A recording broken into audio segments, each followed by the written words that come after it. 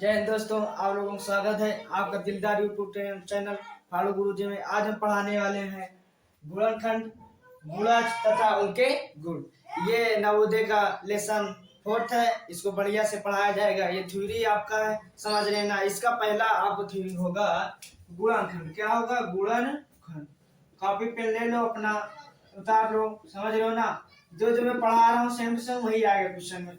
आ रहा है समझ में? देखो गुणनखंड क्या होता है। यदि कोई संख्या, लिख के बता देने पहले, कोई संख्या दूसरी संख्या से, कोई संख्या दूसरी संख्या से पूरी तरह विभाजित हो जाती है। पूरी तरह विभाजित मतलब कट जाती ना, विभाजित हो जाती है तथा उसका शेषफल कुछ नहीं रहेगा, मतलब शून्य हो जाएगा। तथा उसका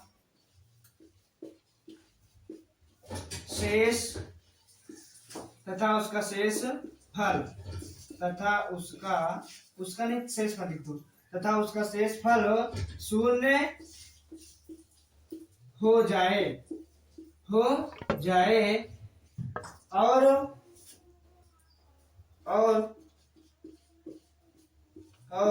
काम लगा के तो लगाओ, तो दूसरी संख्या पहली संख्या गुणनखंड कहलाएगी। पहली संख्या की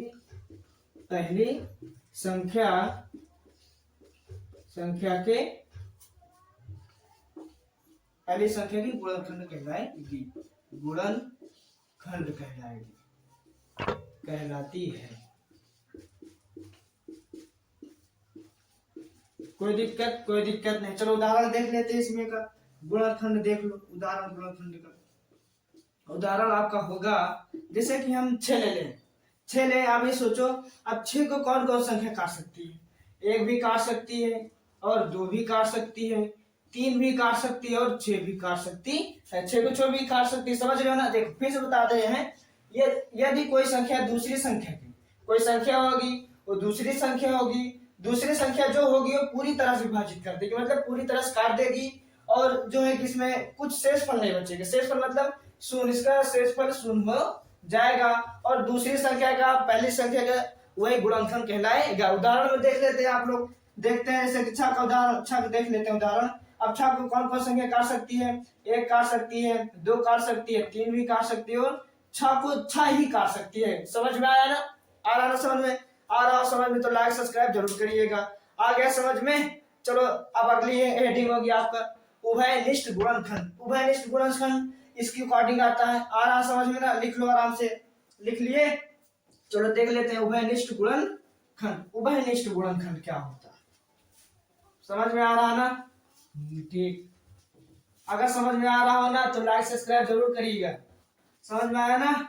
लाइक सब्सक्राइब हम लोगों को वो है, दिल पसंद हमारा वो भी है ना। हम पढ़ा रहे, अगर आप लाइक नहीं कर रहे तो मैं सोचूंगा कि मैं नहीं पढ़ा पा रहा हूँ क्या सही से। अगर आप लाइक करोगे तो मैं सोचूंगा सही, अच्छा आप लोगों को सही से समझ में आ रहा है और वीडियो में उपस्थित है। आया समझ में ना? चलो देखते हैं उभयनिष्ठ गुणनखंड क्या होता है। इसके अकॉर्डिंग आएगा उभयनिष्ठ गुणनखंड। उभयनिष्ठ गुणनखंड। कोई दिक्कत नहीं। उभयनिष्ठ गुणनखंड देखते हैं क्या होता है। बढ़िया से आप लोग भी हेडिंग बनाकर देख लेना। आया समझ में ना? कॉपी पेन ले लेना सर, लिखना बैठ कर आराम से। यही पेपर में आएगा। थ्योरी अगर पढ़ लिए ना, थ्योरी पढ़ लिए तो क्वेश्चन आराम से सॉल्व हो जाएगा। समझ में आया ना? चलो देख लेते हैं अब उभयनिष्ठ गुणनखंड क्या होता है। इसमें देखो, उभयनिष्ठ गुणनखंड उसे कहते हैं, लिखो उभयनिष्ठ गुणनखंड उसे कहते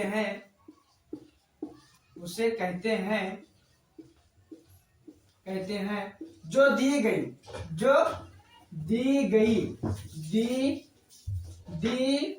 सही दी लिख देते हैं अच्छे से। दी गई 2 या 2 से अधिक दो या दो से अधिक लिख लो संख्याओं का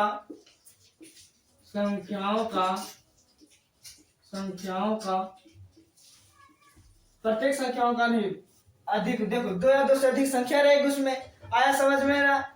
दो या दो से अधिक संख्याओं में लिखो, दो या दो से अधिक संख्याओं में अब क्या होगा, दो या दो से अधिक संख्याओं में प्रत्येक का गुणनखंड, प्रत्येक मतलब बहुत सारे होंगे, प्रत्येक का गुणनखंड हो, उसे क्या कहेंगे सर, उभयनिष्ठ गुणनखंड कहेंगे। आया समझ में, यहाँ पर लिख लो उसे उभयनिष्ठ गुणनखंड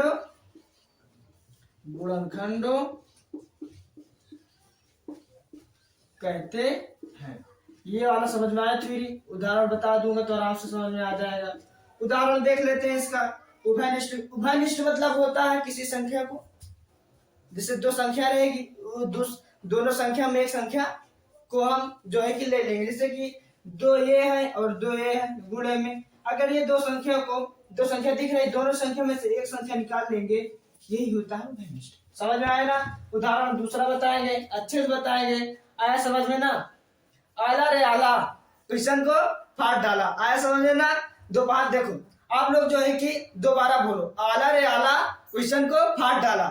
आप लोग बोलते रहो ना, रिपीट भी होता रहे। उदाहरण देख लो इसमें, उदाहरण क्या रहेगा, उदाहरण देख लेते हैं इसमें। उदाहरण देखो, ये 24 तथा 36 का उभयनिष्ठ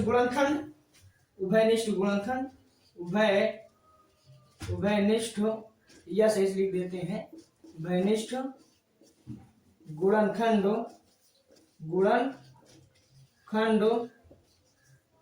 4। अब 4 कैसे है सर, आप लोग मैं बताऊंगा। देखो 4 कैसे है, अब इसमें इधर दिखा देंगे 4 कैसे है।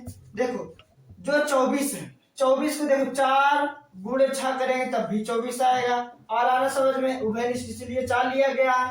अब 36 को देख लो, 36 को देखो 4 गुणे 9 करेंगे, 4 से कम है ना, तो 36 आ रहा है। आया ना समझ में, 4 इसीलिए हम उभयनिष्ठ लिए है। आया समझ में, आया समझ में तो लाइक सब्सक्राइब जरूर करिएगा। लिख लिए ना,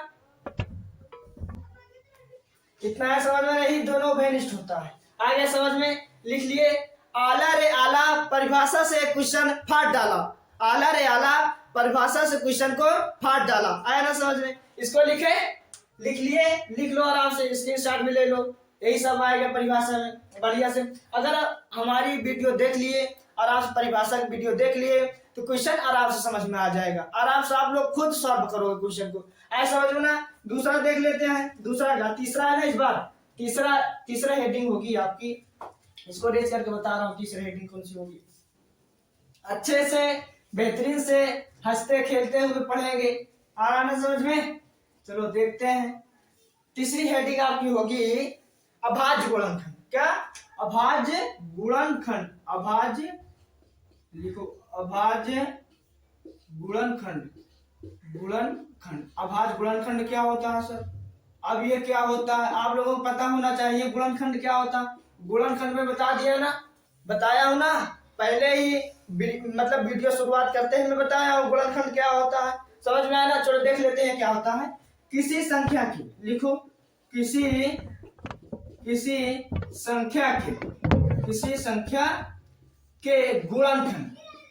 संख्या के गुणनखंड लिख लो आराम से बढ़िया से। आप लोग भी मेरे साथ लिखते रहिए, समझ लो ना। किसी संख्या के गुणनखंड यदि अभाज्य हो, यदि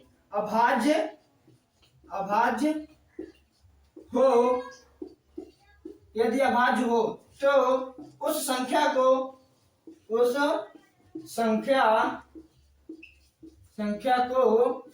अभाज्य गुणनखंड कहेंगे। इधर लिख लेते हैं, अभाज्य गुणनखंड कहेंगे। अभाज्य नहीं लिखेगा तो संख्या को अभाज्य गुणनखंड कहते हैं। कोई दिक्कत कोई दिक्कत नहीं, समझ में आ रहा ना? हाँ समझ में आ गया, हो गया। अब उदाहरण आपको अच्छे से बताऊंगा, चलो देख लेते हैं इसमें। अब इसमें देखो उदाहरण देख लेते हैं, उदाहरण तौर पे अब देखो, अब 18 निकाले, जैसे कि 18 निकाले हम, जैसे कि अभाज्य गुणनखंड क्या होगा 18 का, देखो 18 का हम निकालेंगे, 18 का निकालेंगे अभाज्य गुणनखंड। देखो किससे कैसे कटेगा, 2 गुणे 3 गुणे 3। अब देखो 2 तिहाई 6, 6 18 कट गया ना 18, यही होता है अभाज्य गुणनखंड। आया ना समझ में? आ गया? लिख लो आराम से, लिख लिए? चलो देख लेते हैं। अब इसके आगे होगी आपकी हेडिंग गुणज। क्या होगी सर? गुणज, जिसको इंग्लिश में हम कहेंगे मल्टीपल्स। समझ में आ रहा है ना? इधर लिख लो गुणज। अब होगी गुणज, गुणज। अब गुणज क्या होता है सर? अब गुणज क्या होता है, देखो किसी संख्या को पूरी तरह से विभाजित, देखो इसमें लिख लेते हैं पहले, किसी संख्या से पूरी तरह से विभाजित होने वाली संख्याओं को पूरी तरह से विभाजित मतलब इधर लिख दें आराम से ब्रैकेट में, विभाजित मतलब होता है कटना। क्या होता है सर? कटना। विभाजित होने वाली संख्या को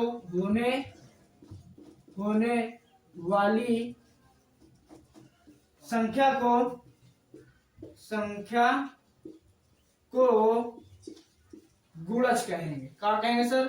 गुणज कहते हैं। लिख लो यहाँ पर, गुणज कहते हैं। आया समझ में? जब तक उदाहरण नहीं देते, जब तक समझ में नहीं आता, क्या नहीं आता होगा। देख लेते हैं उदाहरण क्या होगा, उदाहरण देख लेते हैं।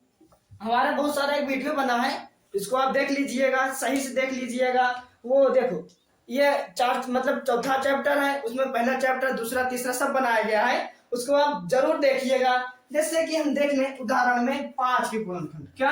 5 के गुणज, गुणनखंड नहीं गुणज, 5 के गुणज देख लेते हैं। 5 के गुणज, अब इसमें लगा के 5 के गुणज देखो, 5, 10, 15, 20 डॉट डॉट डॉट डॉट ले जा सकते हो। अब देखो ये 5 कहां से आया, 10 कहां से आया, देखो अब 5 को 1 से गुणा कर दो, आ जाएगा 5, कोई दिक्कत? अब देखो 5 को 2 से कर देंगे गुणा तो क्या हो जाएगा 10। अब इसमें देखो 5 को हम 3 से गुणा कर देंगे तो आ जाएगा आपका 15। ये देखो सिद्ध हो रहा ना। अब 5 को हम जैसे 4 से गुणा कर देंगे सर तो आपका हो जाएगा 20। आया समझ में? आ रहा समझ में? इसको बढ़िया से लिख लीजिएगा। लिख लिए? हाँ लिख लो। चलो अगली होगी, नेक्स्ट थ्योरी होगी आपकी, एकदम तगड़ी वाली थ्योरी।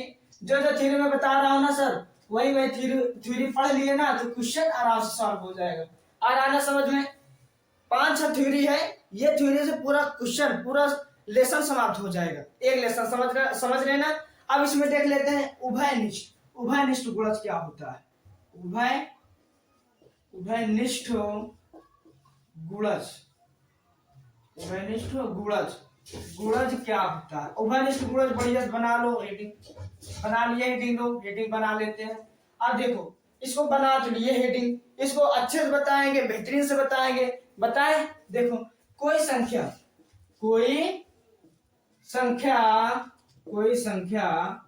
2 या 2 से अधिक, लिख लो यहाँ पे 2 या 2 से अधिक संख्याओं को ही हम 2 से अधिक संख्याओं को ही हम उभयनिष्ठ गुणज कहेंगे। उभयनिष्ठ लिख लेते हैं, उभयनिष्ठ गुणज कहते हैं। कोई दिक्कत नहीं। इसमें उदाहरण आपको अच्छे से बताएंगे। चलो उदाहरण देख लेते हैं, उदाहरण देख लें इसमें, उदाहरण देख लेते हैं इसमें का उदाहरण देख लेते हैं। उदाहरण क्या क्या हो सकता है सर उभयनिष्ठ गुणज में, आप बताओ। चलो बताएं, चलो देख लेते हैं। इसमें 4 और 6 का उभयनिष्ठ, 4 और 6 का उभयनिष्ठ गुणज, उभयनिष्ठ गुणज उभयनिष्ठ गुणज। अब इसमें देख लेते हैं, अब इसका क्या क्या गुणज है सर, इसको दिखा रहे हैं आपको। देखो जैसे कि हम 4 और 6 का गुणज निकाल रहे हैं। अब देखो 4 और 6 का गुणज, 4 और 6 का गुणज 48 है। अब 48 कैसे है सर, 48 है। अब ये बताओ, अगला अगला वाला मैं बताया था ना, कैसे कैसे कैसे क्या सिद्ध होगा, कौन सा बताया था, गुणज बताया था। ये तो उभयनिष्ठ गुणज है। अब इसमें सिद्ध करके बता दें, चलो देख लेते हैं। जैसे कि 48 है, अब 4 गुणे 12 करो तो तब भी 48 आएगा। समझ में आ रहा है ना। अब देखो ये तो ये हो गया सिद्ध, ये वाला सिद्ध हो गया। अब दूसरा देखेंगे, दूसरा देख लेते हैं। 6 और 8 गुणे में लगाएंगे, गुणा बराबर 48। अब देखो इसमें क्या क्या उभयनिष्ठ लिया गया है, 4 और 6 का उभयनिष्ठ, मतलब ये 4 ये 6 का उभयनिष्ठ 48। बताओ दोनों में 48 आया, आ रहा है समझ में, दोनों में 48 आया। यही होता है उभयनिष्ठ गुणज। आ रहा है समझ में। चलो देखो ये वीडियो आप अपने दोस्तों को जरूर भेजिएगा। अगर वीडियो समझ में आए तो लाइक सब्सक्राइब जरूर करें। Thank you so much.